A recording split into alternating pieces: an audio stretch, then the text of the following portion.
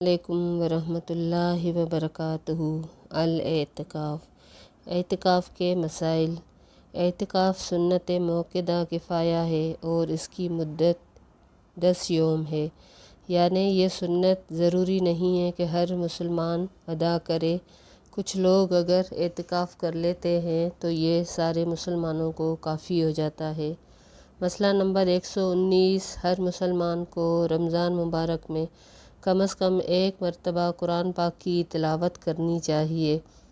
حضرت ابو ہریرہ رضی اللہ تعالیٰ عنہ فرماتے ہیں، نبی اکرم صلی اللہ علیہ وسلم کے سامنے ہر سال رمضان میں ایک بار قرآن پڑھا جاتا۔ جس سال آپ صلی اللہ علیہ وسلم اس دنیا سے رخصت ہوئے، اس سال آپ کے سامنے 2 بار قرآن مجید ختم کیا گیا۔ اسی طرح ہر سال آپ 10 دن کا اعتکاف فرماتے، لیکن سال وفات آپ نے 10 نہیں 20 یوم کا اعتکاف فرمایا۔ اسے بخاری نے روایت کیا۔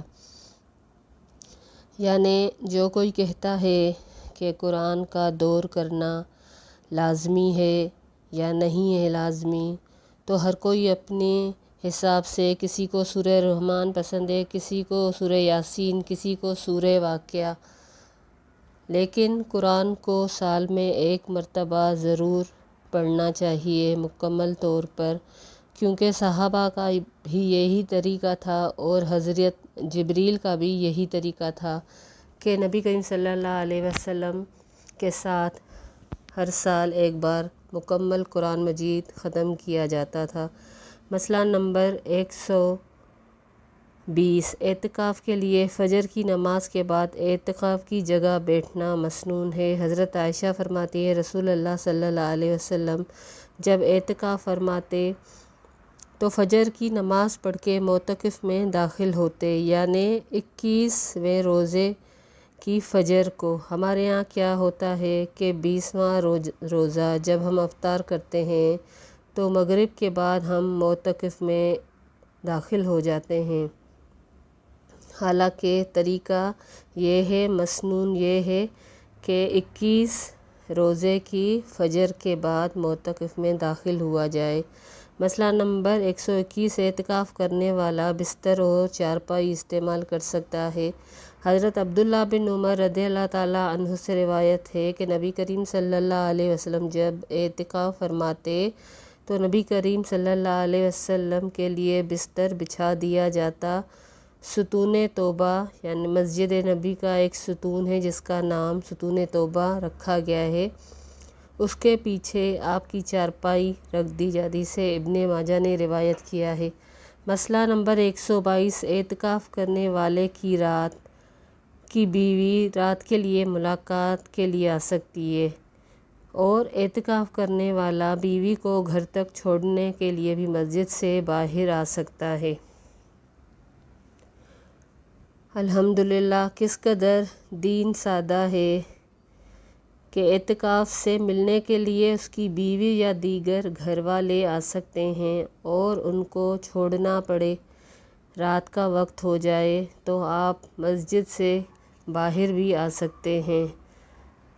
حضرت صفیہ رضی اللہ تعالیٰ عنہا کہتی ہیں کہ رسول اللہ صلی اللہ علیہ وسلم اعتکاف میں تھے اور میں رات کو نبی کریم صلی اللہ علیہ وسلم سے ملنے آئی اور باتیں کرتی رہی۔ واپس جانے کے لیے اٹھی تو نبی اکرم صلی اللہ علیہ وسلم مجھے چھوڑنے کے لیے اٹھ کھڑے ہوئے۔ اسے بخاری اور مسلم نے روایت کیا ہے۔ مسئلہ نمبر 123، اعتکاف کرنے والا اگر ضروری کام سے باہر نکلے اور راستے میں کسی مریض سے ملاقات ہو جائے تو چلتے چلتے اس کا حال پوچھ لینا ضروری ہے یا درست ہے۔ یعنی اعتکاف کرنے والا اگر اس طرح سے کوئی لازمی کام ہو، جیسے بیوی یا بہن یا ماں کو گھر چھوڑ کے آنا رات کے وقت، تو راستے میں کوئی مریض مل گیا تو اس سے مل سکتا ہے، ورنہ بہت ساری چیزوں میں معتکف کے لیے ساری چیزیں منع ہو جاتی ہیں، جیسے جنازے کے لیے قبرستان جانا، یا کسی کی عیادت کے لیے، یا شاپنگ کرنے کے لیے باہر جانا۔ اسی لیے حرم پاک میں جب لوگ اعتکاف میں بیٹھتے ہیں تو وہ ہوٹل سے کھانا کھانے جاتے ہیں، یہ بالکل درست بات ہے۔ کیونکہ ظاہر ہے ان کے لیے حرم میں کوئی انتظام نہیں ہوتا اور گھر والے بھی نہیں ہوتے، وہ مسافر ہوتا ہے، تو ظاہر ہے اس کو کھانے کے لیے اور بیت الخلاء جانے کے لیے باہر جانا پڑے گا، جو کہ بالکل درست بات ہے اور اس میں کوئی حرج کی بات نہیں ہے۔ حضرت عائشہ رضی اللہ تعالیٰ عنہ فرماتی ہیں، نبی اکرم صلی اللہ علیہ وسلم اعتکاف کی حالت میں بیمار کے پاس سے گزرتے گزرتے اس کا حال پوچھتے، لیکن حال پوچھنے کے لیے ٹھہرتے نہیں تھے۔ لیکن ہمارے ہاں تو یہ قطعی طور پہ حرام سمجھا جاتا ہے کہ معتکف سے نکلنا ایسے ہو جاتا ہے جیسے اعتکاف ٹوٹ گیا۔ مسئلہ نمبر 124، مردوں کو اعتکاف مسجد میں ہی کرنا چاہیے۔ مسئلہ نمبر 125، رمضان میں اعتکاف کے لیے روزہ رکھنا ضروری ہے۔ مسئلہ نمبر 126، حالت اعتکاف میں بیمار پرسی کے لیے جانا، جنازے میں شریک ہونا، بیوی سے رشتہ قائم کرنا، یہ چیزیں منع ہیں، کیونکہ اعتکاف کا مطلب ہے ایک جگہ جم کر بیٹھ جانا، اس لیے یہ بظاہر جائز چیزیں ہوتی ہیں، مگر اعتکاف کرنے والے کے لیے یہ ساری چیزیں منع ہوتی ہیں اور بغیر کسی ایسے تقاضے کے، بشری تقاضے کے بغیر، یعنی کہ کوئی تقاضا نہیں ہے، کوئی مسئلہ نہیں ہے، گھومنے جانا، کسی کی عیادت کے لیے بور ہو رہے ہیں تو تھوڑا سا نکل کے واک کر رہے ہیں، اس طرح کی چیزیں یہ ساری منع ہیں۔ ہاں، ضرورت کے وقت بے شک معتکف سے نکلا جا سکتا ہے۔ حضرت عائشہ فرماتی ہیں، اعتکاف کرنے والے کے لیے سنت ہے کہ وہ بیمار پرسی کو نہ جائے، جنازے میں شریک نہ ہو، بیوی کو نہ چھوئے اور نہ اس سے رشتہ قائم کرے۔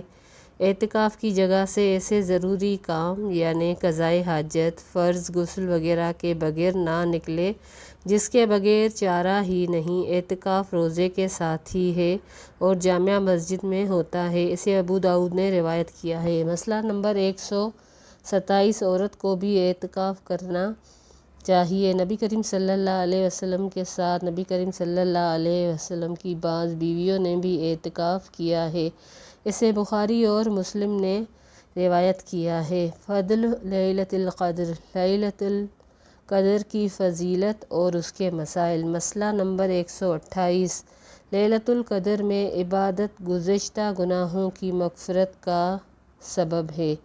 حضرت ابو ہریرہ سے روایت ہے، رسول اللہ صلی اللہ علیہ وسلم نے فرمایا، جس نے لیلۃ القدر میں ایمان کے ساتھ ثواب کی نیت سے قیام کیا، اس کے گزشتہ تمام گناہ معاف کر دیے جاتے ہیں، اسے بخاری اور مسلم نے روایت کیا ہے۔ یعنی انسان کی نیت ثواب کی ہو اور احتساب کی ہو، اپنے گناہوں کا احتساب کرے، اللہ سے مغفرت کی امید رکھے، تو اعتکاف اس کے سارے گناہوں کے لیے کافی ہو جاتا ہے، بلکہ اللہ اس کے تمام گناہ معاف کر دیتے ہیں۔ مسئلہ نمبر 129، لیلۃ کی سعادت سے محروم رہنے والا بہت ہی بد نصیب ہے۔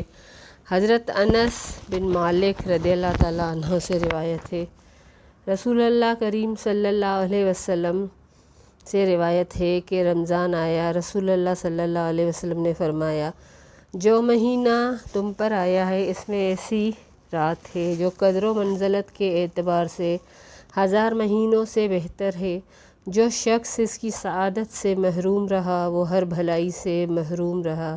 نیز فرمایا، لیلۃ کی سعادت سے صرف بد نصیب ہی محروم کیا جاتا ہے، اسے ابن ماجہ نے روایت کیا ہے۔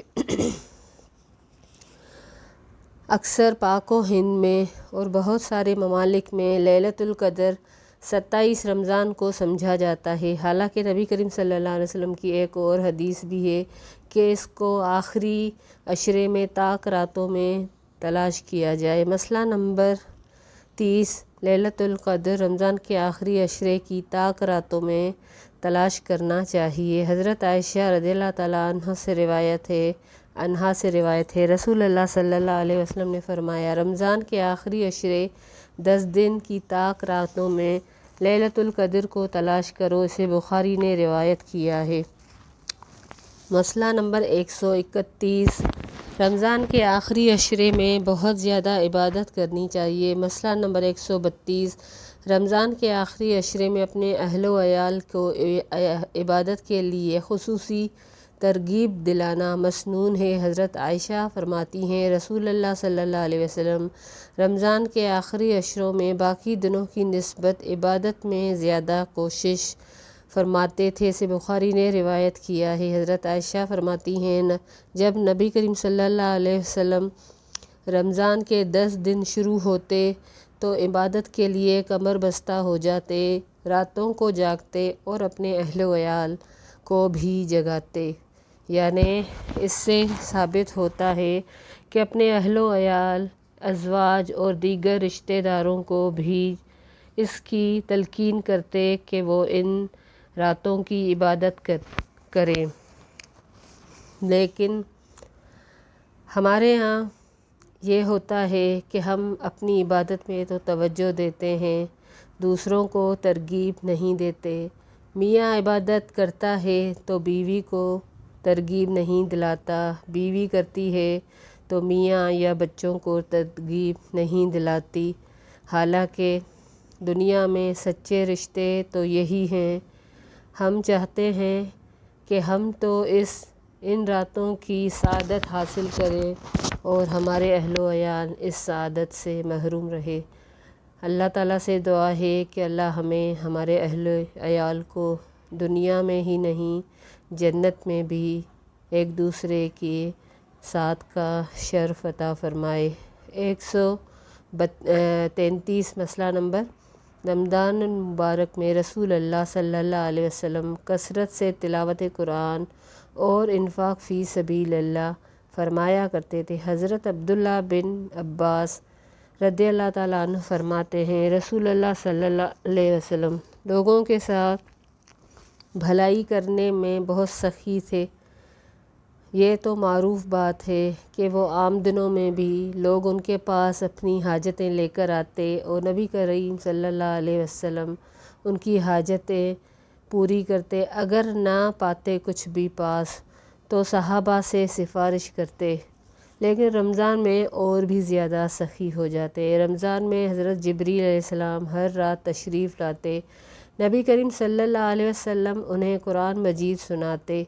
جب جبریل علیہ السلام آپ کے پاس تشریف لاتے تو آپ وسلم کی سخاوت تیز ہواؤں سے بھی زیادہ بڑھ جاتی، اسے بخاری اور مسلم نے روایت کیا ہے۔ مسئلہ نمبر 134، لیلۃ القدر کی رات یہ دعا پڑھنی مسنون ہے۔ حضرت عائشہ سے روایت ہے، میں نے پوچھا، یا رسول اللہ صلی اللہ علیہ وسلم اگر میں شب قدر پالوں تو کون سی دعا پڑھوں؟ نبی اکرم صلی اللہ علیہ وسلم نے فرمایا کہ تم یہ کہو، یا اللہ تو معاف کرنے والا ہے، معاف کرنا پسند کرتا ہے، لہٰذا مجھے معاف فرما دے، اسے ترمذی نے روایت کیا ہے۔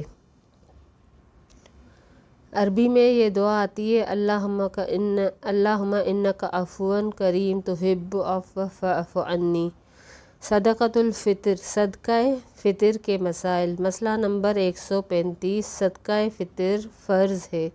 مسئلہ نمبر 136، صدقہ فطر کا مقصد روزے کی حالت میں سرزد ہونے والے گناہوں سے خود کو پاک کرنا ہے، یعنی کہ بشری تقاضوں کی وجہ سے ہم روزوں میں بھی بعض اوقات کچھ غلطیاں کر بیٹھتے ہیں، نہ چاہتے ہوئے بھی کچھ ایسا ہو جاتا ہے جس سے ہمیں ایک گلٹ محسوس ہوتا ہے کہ ہمارا روزہ جیسے اللہ نے قبول نہیں کیا، یا یہ ہماری ایک طرح سے فیلنگ ہوتی ہے کہ کچھ گناہ ایسے ہو گئے۔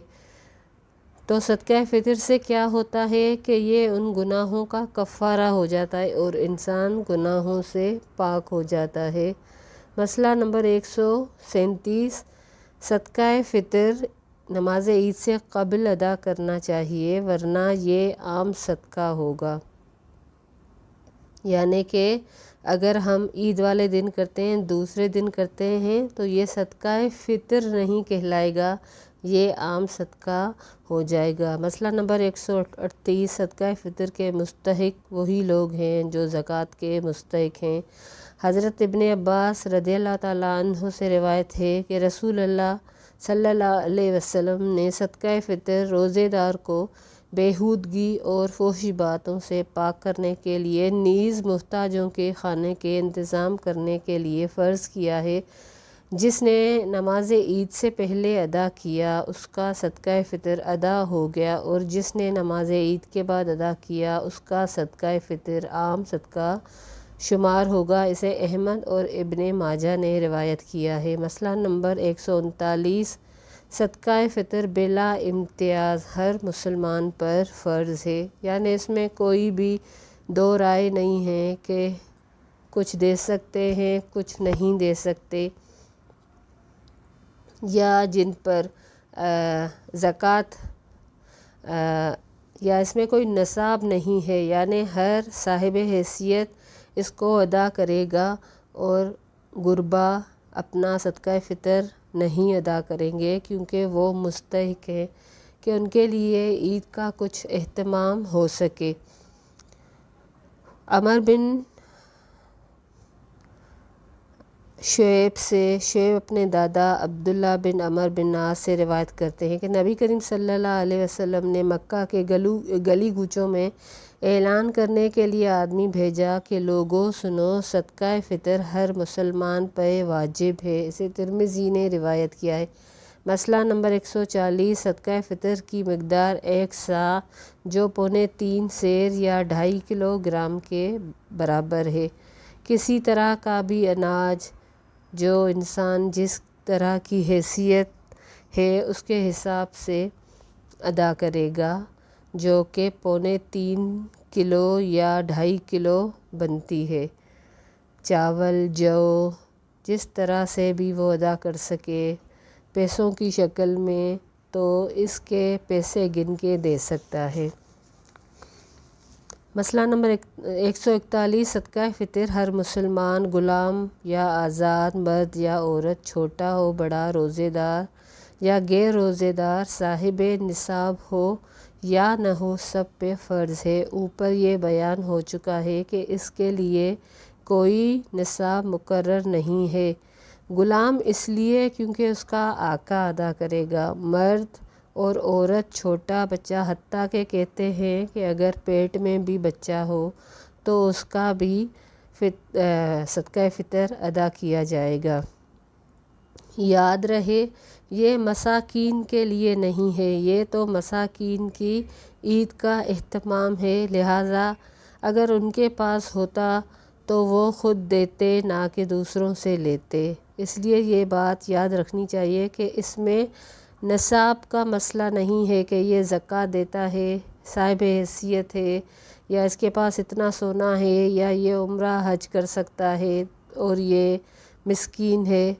تو یہ مسکین بھی وہی ہوتا ہے جس کے پاس بہت کچھ ہوتا ہے، لیکن دوسرے دن کے لیے یا تیسرے دن کے لیے یا چند دنوں کے لیے اس کے پاس انتظام نہیں ہوتا، اور وہ لوگوں سے چمٹ کے نہیں لیتا، تو یہ بھی ان پر ہے کہ اگر وہ اپنا صدقہ فطر آسانی سے دے پاتے ہیں تو وہ دے سکتے ہیں، لیکن یہ فقیروں کے لیے ہے جن کے پاس اپنی گزر بسر کے لیے کچھ بھی نہیں ہوتا، وہ محتاج ہوتے ہیں۔ مسکین ہمارے معاشرے کے وہ افراد ہیں جو کہ مڈل کلاس طبقہ کہلاتا ہے۔ آپ ان کے گھر میں اے سی بھی دیکھ لیں گے، فریج بھی دیکھ لیں گے، لیکن ان کے پاس ان کو چلانے کے لیے حیثیت نہیں ہوتی۔ وہ بظاہر لوگوں کو صحیح لگتے ہیں لیکن اندر ان کے پاس بہت سارے مسئلے ہوتے ہیں۔ تو مسکین کی یہ ڈیفینیشن یاد رکھنی چاہیے، قرآن مجید میں ہے کہ وہ لوگوں سے چمٹ کر فقیروں کی طرح مانگتے نہیں ہیں، ان کی پیشانی سے ظاہر ہوتا ہے کہ یہ تنگ دست ہے، لہٰذا وہ خود طے کرے کہ وہ دے سکتا ہے یا نہیں، وہ محتاج ہے یا محتاج نہیں ہے۔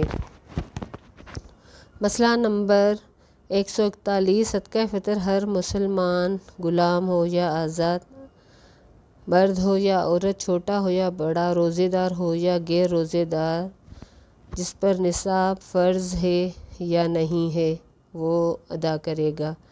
یعنی وہ یہ نہیں سوچے کہ میرے پاس اتنا سونا نہیں ہے، میں صاحب نصاب نہیں ہوں تو مجھ پر نہیں ہے، ایسا نہیں ہے، ہر مسلمان پر یہ فرض ہے۔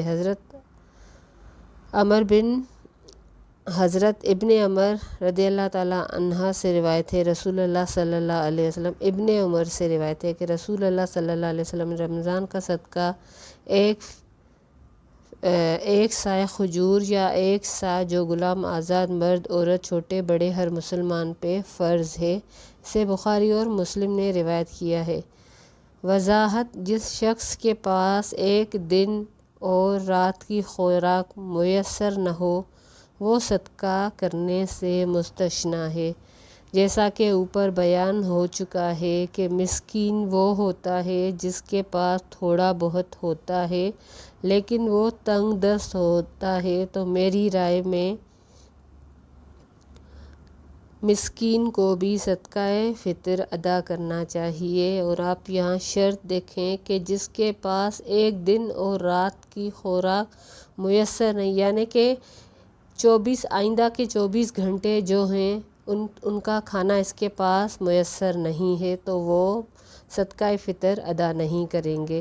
مسئلہ نمبر 142، صدقہ فطر غلہ کی صورت میں دینا افضل ہے۔ گیہوں، چاول، جو، کھجور، منقع جسے کشمش بھی کہا جاتا ہے، یا پنیر میں سے جو چیزیں زیر استعمال ہو وہی دینی چاہیے۔ حضرت ابو سعید رضی اللہ تعالیٰ عنہ فرماتے ہیں، ہم صدقہ فطر میں ایک سا غلہ یا ایک سا کھجور یا ایک سا جو یا ایک سا منقع یا ایک سا پنیر دیا کرتے تھے، اسے بخاری اور مسلم نے روایت کیا ہے۔ مسئلہ نمبر 144، صدقہ فطر ادا کرنے کا آخری وقت آخری روزہ افطار کرنے کے بعد شروع ہوتا ہے، لیکن عید سے 1 یا 2 دن پہلے بھی ادا کیا جاتا ہے۔ یعنی مسنون طریقہ تو یہی ہے کہ آخری روزہ جب شروع ہو جائے، ختم ہو جائے تو اس کے بعد صبح عید ہے تو صدقہ فطر دیا جائے، لیکن مسئلہ یہ ہوتا ہے کہ پھر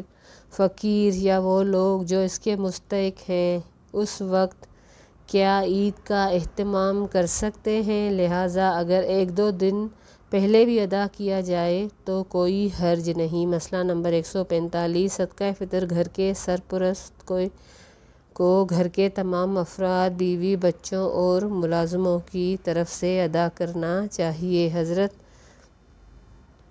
نافع رضی اللہ تعالیٰ عنہ سے روایت ہے، ابن عمر رضی اللہ تعالیٰ عنہ گھر کے چھوٹے بڑے تمام افراد کی طرف سے صدقہ فطر دیتے تھے، حتیٰ کہ میرے بیٹوں کی طرف سے بھی دیتے تھے، اور ابن عمر ان لوگوں کو دیتے تھے جو قبول کرتے اور عید فطر سے 1 دن یا 2 دن پہلے دیتے تھے، اسے بخاری نے روایت کیا ہے۔ صلاۃ العید، نماز عید کے مسائل۔ مسئلہ نمبر 146، عید الفطر کی نماز کے لیے جانے سے پہلے کوئی میٹھی چیز کھانا سنت ہے۔ حضرت انس بن مالک رضی اللہ تعالیٰ عنہ فرماتے ہیں، رسول اللہ صلی اللہ علیہ وسلم عید الفطر کے دن کھجوریں کھائے بغیر عیدگاہ کی طرف نہیں جاتے تھے، اور نبی اکرم صلی اللہ علیہ وسلم کھجوریں تاک کھاتے تھے، اسے بخاری نے روایت کیا ہے۔ مسئلہ نمبر 147، نماز عید کے لیے پیدل جانا سنت ہے۔ حضرت علی رضی اللہ تعالیٰ عنہ فرماتے ہیں، عیدگاہ کی طرف پیدل جانا سنت ہے، اسے ترمذی نے روایت کیا ہے اور یہ حسن حدیث ہے۔ مسئلہ نمبر 148، عیدگاہ جانے اور آنے کا راستہ بدلنا سنت ہے۔ حضرت جابر بن عبداللہ فرماتے ہیں، نبی کریم صلی اللہ علیہ وسلم عید کے روز عیدگاہ میں آنے جانے کا راستہ تبدیل فرمایا کرتے تھے، اسے بخاری نے روایت کیا ہے۔ آج ہم سواریوں پہ بھی جاتے ہیں تو صرف اس سنت کا اجر پانے کے لیے ہم ایک یا دو گلی موڑ کے دوسرا راستہ اختیار کر سکتے ہیں۔ اس سے کیا ہوگا؟ سنت پہ عمل ہو جائے گا۔ مسئلہ نمبر 149، نماز عید بستی سے باہر کھلے میدان میں پڑھنا سنت ہے۔ مسئلہ نمبر 150، نماز عید کے لیے خواتین کو بھی عیدگاہ میں جانا چاہیے۔ حضرت ام عطیہ رضی اللہ تعالیٰ عنہا سے روایت ہے، رسول اللہ صلی اللہ علیہ وسلم نے حکم دیا کہ دونوں عیدوں کے دن ہم حیض والی اور پردہ نشین یعنی تمام عورتوں کو عیدگاہ میں لائیں تاکہ وہ مسلمانوں کے ساتھ نماز اور دعا میں شریک ہوں۔ البتہ حیض والی عورتیں نماز نہ پڑھیں، اسے بخاری اور مسلم نے روایت کیا ہے۔ آج ہمارے معاشرے میں اس بات کا کوئی تصور بھی نہیں ہے، نہ کوئی اہتمام کیا جاتا ہے کہ اس بابرکت دن میں مسجد میں عورتوں کو بھی لایا جائے یا عیدگاہ کی طرف عورتوں کو بھی لایا جائے۔ حکم میں آپ تاکید دیکھیں کہ حیض والی عورتیں بھی آئیں تاکہ اس دن کی جانے والی دعا میں شریک ہو جائیں اور اس اجر سے محروم نہیں رہیں۔ لہٰذا ہمارے ہر طبقے کو چاہیے کہ اس کا اہتمام کریں، معاشرے میں اس چیز کو عام کریں۔ اگر بازار میں، اگر ایسی جگہوں پہ، ہر جگہ پہ، پارکوں میں آج عورتیں جاتی ہیں، سڑکوں پہ آج عورتیں ماری ماری پھرتی ہیں، تو اس اجر والی چیز کے لیے عورتوں کو کیوں محروم رکھا جاتا ہے؟ مسئلہ نمبر 151، عیدگاہ جانے میں کوئی مجبوری، مثلاً بارش یا آندھی وغیرہ ہو تو نماز عید مسجد میں ادا کی جا سکتی ہے۔ حضرت ابو ہریرہ رضی اللہ تعالیٰ عنہ سے روایت ہے کہ ایک دفعہ عید کے روز بارش ہو گئی تو نبی کریم صلی اللہ علیہ وسلم نے عید کی نماز مسجد میں پڑھائی، اسے ابو داؤد اور احمد نے روایت کیا ہے۔ مسئلہ نمبر 152، نماز عید کے لیے اذان ہے نہ اقامت۔ حضرت جابر بن سمرہ رضی اللہ تعالیٰ عنہ کہتے ہیں، میں نے رسول اللہ صلی اللہ علیہ وسلم کے ساتھ ایک دو مرتبہ نہیں کئی مرتبہ عیدین کی نماز اذان اور اقامت کے بغیر پڑھی، اسے مسلم، ابو داؤد اور ترمذی نے روایت کیا ہے۔ مسئلہ نمبر 153، عیدین کے لیے نماز میں پہلے نماز اور پھر خطبہ دینا مسنون ہے۔ یہ چیزیں بہت سارے لوگوں کو یا خواتین کو اسپیشلی پتہ نہیں ہوں گی، کیونکہ وہ نماز پڑھنے نہیں جاتی تو ان کو نہیں پتہ ہوگا کہ عید میں عموماً یہ ہوتا ہے کہ جمعے کے دن پہلے خطبہ ہوتا ہے، پھر نماز ہوتی ہے، لیکن عید کی نماز میں پہلے نماز ہوتی ہے، اس کے بعد خطبہ ہوتا ہے اور یہی مسنون ہے۔ حضرت ابو سعید خدری رضی اللہ تعالیٰ عنہ سے روایت ہے، نبی اکرم صلی اللہ علیہ وسلم عید الفطر اور عید الاضحیٰ کے دن عیدگاہ کی طرف نکلتے تو سب سے پہلے نماز ادا کرتے اور نماز کے بعد نبی کریم صلی اللہ علیہ وسلم لوگوں کے سامنے کھڑے ہو جاتے اور لوگ اپنی صفوں میں بیٹھے رہتے۔ نبی اکرم صلی اللہ علیہ وسلم انہیں واعظ فرماتے، وصیت کرتے اور ضروری احکام صادر فرماتے، اسے بخاری اور مسلم نے روایت کیا ہے۔ مسئلہ نمبر 154، عیدین کی نماز میں 12 تکبیریں مسنون ہے۔ پہلی رکعت میں قرات سے پہلے 7 اور دوسری رکعت میں قرات سے پہلے 5 تکبیریں پڑھنی چاہیے۔ حضرت عبداللہ بن عمر رضی اللہ تعالیٰ عنہ کے آزاد کردہ غلام حضرت نافع رضی اللہ تعالیٰ عنہ کہتے ہیں، میں نے حضرت ابو ہریرہ کے ساتھ عید الفطر اور عید الاضحیٰ دونوں کی نمازیں پڑھیں۔ حضرت ابو ہریرہ پہلی رکعت میں قرات سے پہلے 7 تکبیریں، دوسری رکعت میں قرات سے پہلے 5 تکبیریں پڑھتے، تو یہ کل ملا کے 12 تکبیریں ہو جاتی ہیں، اسے مالک نے روایت کیا ہے۔ مسئلہ نمبر 155، نماز عید کی زائد تکبیروں میں ہاتھ اٹھانے چاہیے، جس کو رفع یدین کہتے ہیں۔ حضرت وائل بن حجر رضی اللہ تعالیٰ عنہ سے روایت ہے، انہوں نے رسول اللہ صلی اللہ علیہ وسلم کو ہر تکبیر کے ساتھ ہاتھ اٹھاتے دیکھا۔ اسے احمد نے روایت کیا ہے۔ مسئلہ نمبر 156، خطبے کے دوران خطیب کا تھوڑی دیر بیٹھنا مسنون ہے۔ حضرت عبیداللہ بن عبداللہ فرماتے ہیں، عیدین میں امام کے 2 خطبے پڑھنا اور انہیں بیٹھ کر پڑھنا، الگ الگ کر کے پڑھنا سنت ہے۔ مسئلہ نمبر 157، نماز عید سے پہلے یا بعد میں کوئی نفل یا سنت نماز نہیں ہے۔ اصل میں یہ ایک طرح سے شکرانے کے نفل ہوتے ہیں، دعا ہوتی ہے اور بہت مختصر سا نبی کریم صلی اللہ علیہ وسلم واعظ یا وصیت دیتے تھے۔ حضرت عبداللہ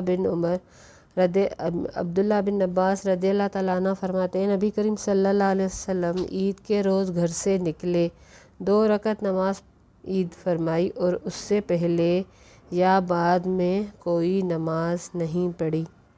اسے احمد، بخاری، مسلم، ابو داؤد، ترمذی، نسائی اور ابن ماجہ نے روایت کیا ہے۔ مسئلہ نمبر 158، عیدین کی نماز تاخیر سے پڑھنا ناپسندیدہ ہے۔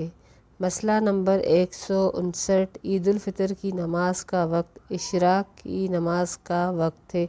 حضرت عبداللہ بن بصر سے روایت ہے کہ وہ خود عید الفطر یا عید الاضحیٰ کی نماز کے لیے لوگوں کے ساتھ عیدگاہ روانہ ہوئے تو امام کے دیر کرنے پہ ناپسندیدگی کا اظہار فرمایا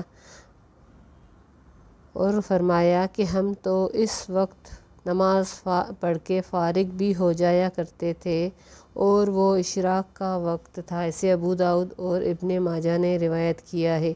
مسئلہ نمبر 160، عید الاضحیٰ کی نماز نسبتاً جلدی اور عید الفطر کی نماز دیر سے پڑھنا مسنون ہے۔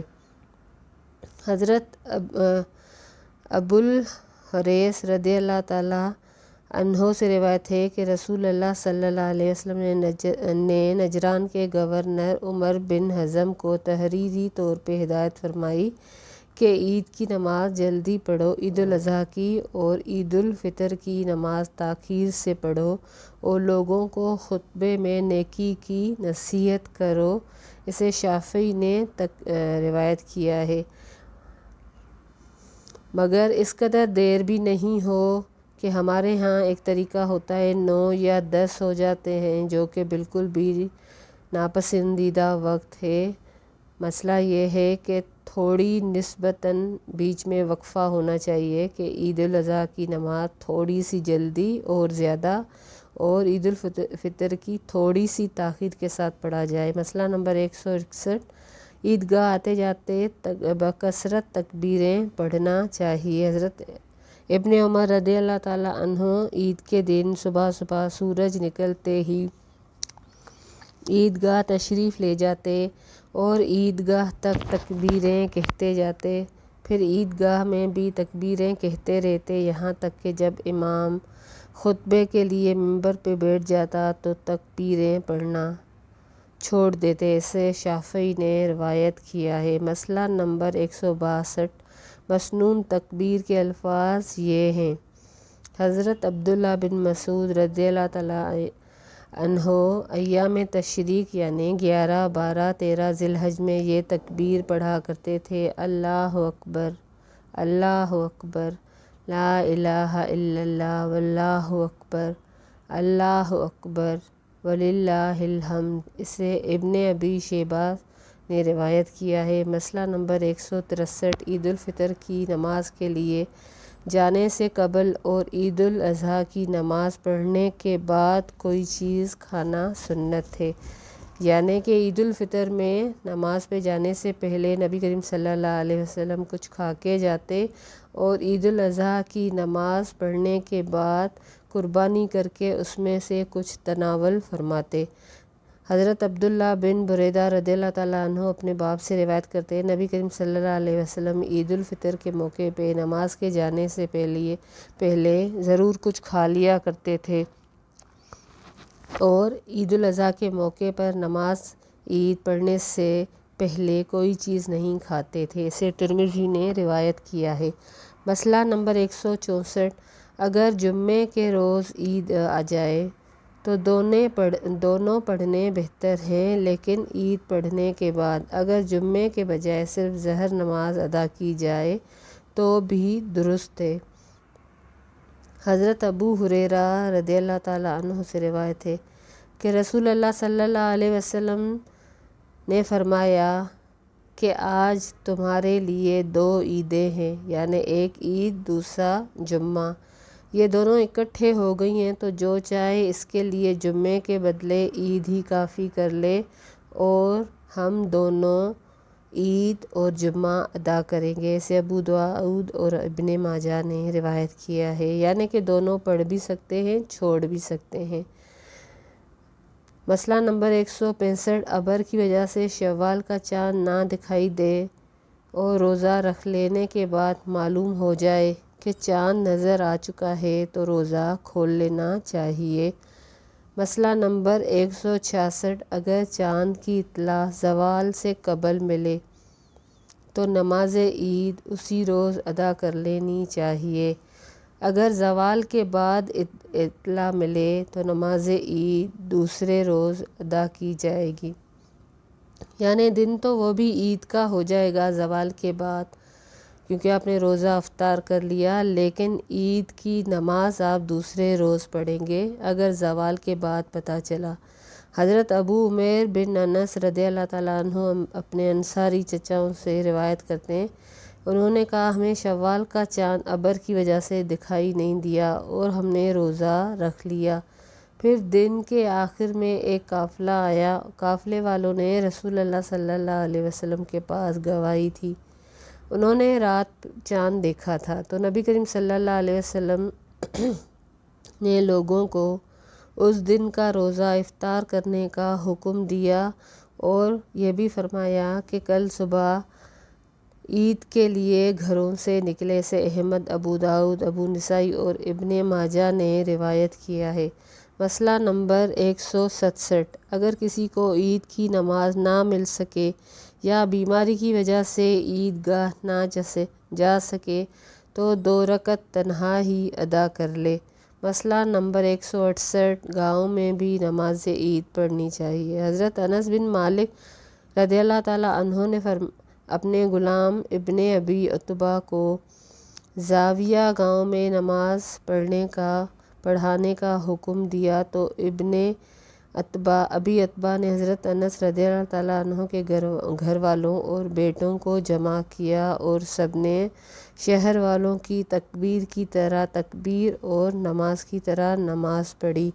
اکرما نے کہا گاؤں کے لوگ عید کے روز جمع ہوں اور 2 رکعت نماز پڑھیں جس طرح امام پڑھاتا ہے۔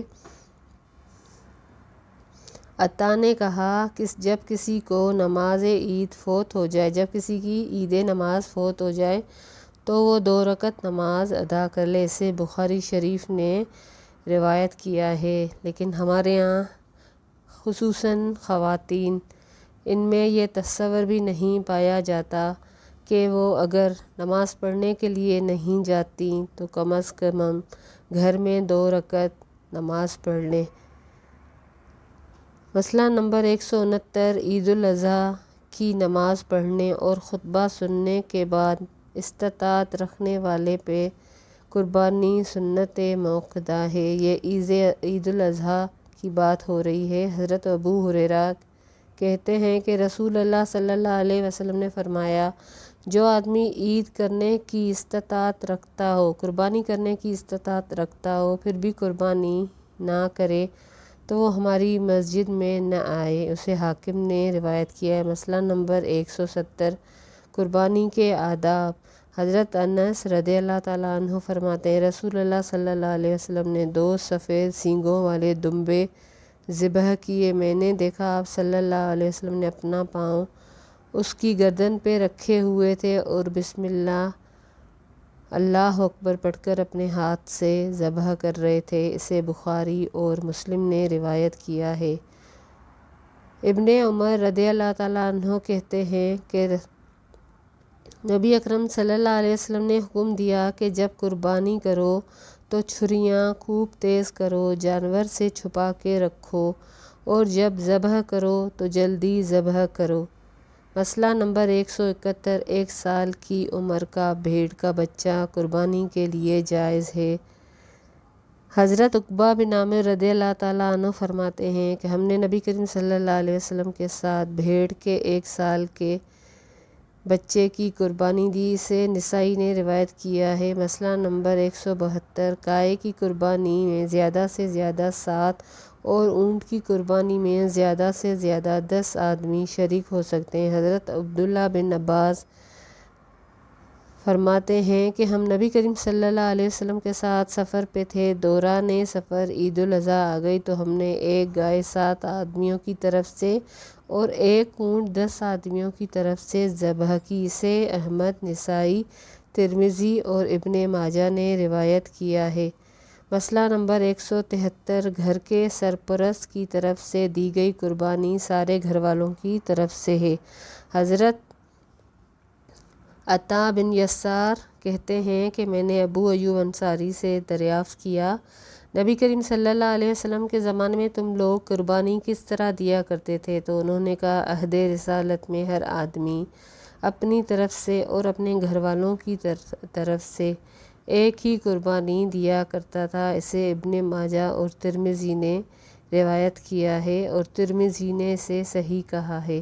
مسئلہ نمبر 173۔ عید الاضحیٰ کی نماز سے قبل اگر کسی نے جانور ذبح کر دیا تو وہ قربانی شمار نہیں ہوگی۔ حضرت انس کہتے ہیں، نبی اکرم صلی اللہ علیہ وسلم نے عید الاضحیٰ کے روز فرمایا، جس نے نماز سے قبل جانور ذبح کیا اسے دوبارہ قربانی دینی چاہیے۔ اسے بخاری اور مسلم نے روایت کیا ہے۔ مسئلہ نمبر 175۔ جسے قربانی دینا ہو وہ ذی الحج کا چاند دیکھنے کے بعد قربانی کرنے تک ناخن اور بال وغیرہ نہ کاٹے۔ حضرت ام سلمہ رضی اللہ تعالیٰ عنہا کہتی ہیں کہ رسول اللہ صلی اللہ علیہ وسلم نے فرمایا، جب کوئی آدمی ذی الحج کی 10ویں کو قربانی دینے کا ارادہ رکھتا ہو تو وہ اپنے جسم کے کسی بھی حصے سے بال نہ کاٹے اور نہ ہی ناخن کاٹے۔ اسے مسلم نے روایت کیا ہے۔ مسئلہ نمبر 176۔ قربانی کا گوشت ذخیرہ کرنا جائز ہے۔ حضرت جابر رضی اللہ تعالیٰ عنہ فرماتے ہیں کہ ہم قربانی کا گوشت منا کے 3 دنوں سے زیادہ استعمال نہیں کرتے تھے۔ بعد میں رسول اللہ صلی اللہ علیہ وسلم نے ہمیں رخصت دے دی اور فرمایا، کھاؤ اور جمع کر کے بھی رکھو۔ اسے بخاری اور مسلم نے روایت کیا ہے۔ مسئلہ نمبر 177۔ قربانی کا پیسہ کسی دوسری جگہ خرچ کرنے سے نہ تو قربانی کا ثواب ملتا ہے نہ اس کا بدل بن سکتا ہے۔ آج بہت ساری NGOs یہی کہتی ہیں کہ قربانی دینے کے بجائے کسی کے گھر راشن ڈلوا دیا جائے، کسی بچی کی شادی کروا دی جائے، نل لگوا دیا جائے۔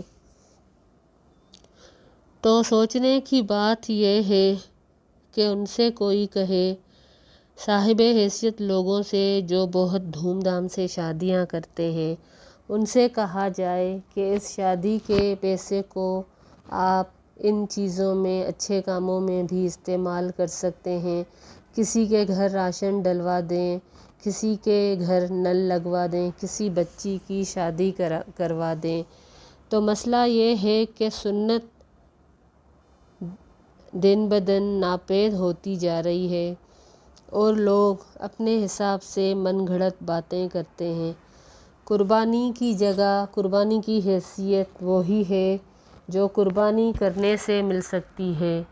صدقہ فطر کی وہ حیثیت ہے جو آخری روزے کے بعد صدقہ فطر گناہوں کے کفارے کے لیے دیا جائے۔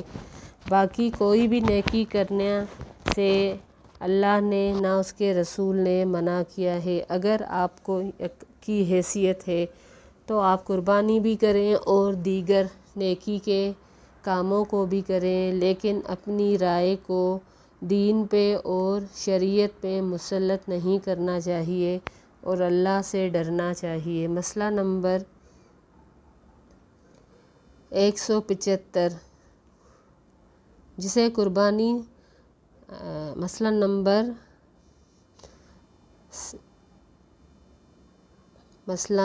178 قربانی سے قبل جانور کو کسی قبر یا مزار کا طواف کرانا سنت سے ثابت نہیں۔ آج کل کچھ یہ بھی طریقہ پایا جاتا ہے کہ قربانی کے جانور کو کسی قبر یا مزار کا طواف یا دیدار کرا دیا جائے تو اس سے اللہ زیادہ خوش ہوگا۔ ایسا کرنا کسی حدیث سے ظاہر نہیں ہے۔ حضرت عبداللہ بن عباس رضی اللہ تعالیٰ عنہ کہتے ہیں کہ رسول اللہ صلی اللہ علیہ وسلم نے فرمایا، قربانی کے روز قربانی پر خرچ کرنا دوسرے تمام کاموں پہ خرچ کرنا افضل ہے۔ جیسا کہ پہلے ہی بیان کیا جا چکا ہے کہ قربانی کے دن یا قربانی کے دنوں میں قربانی کرنا ہی ہر چیز سے افضل ہے، اس پہ خرچ کرنا ہی ہر افضل ترین کام میں سے ایک کام ہے۔ باقی دیگر کے کام آپ دوسرے دنوں میں کر سکتے ہیں۔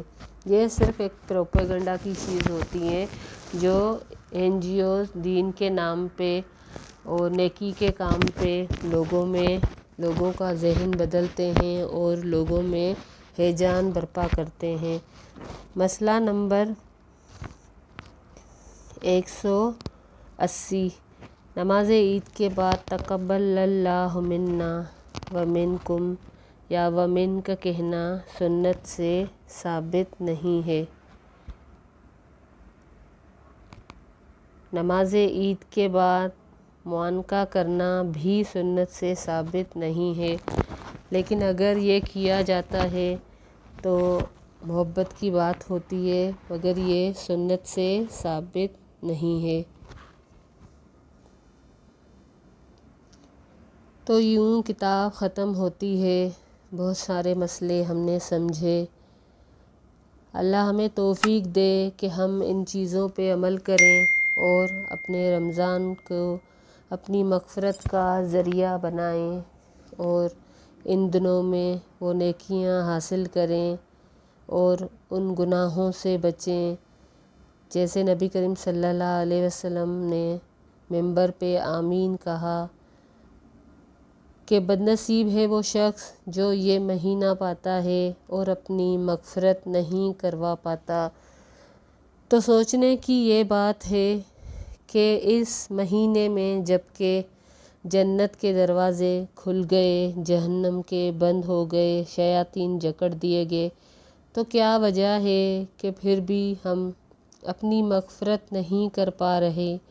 کہیں یہ ہمارا نفس تو نہیں ہے جو ہمیں نیکیوں پہ تو نہیں ابھارتا اور اس مہینے میں بھی ہم گناہ پہ گناہ کیے چلے جاتے ہیں؟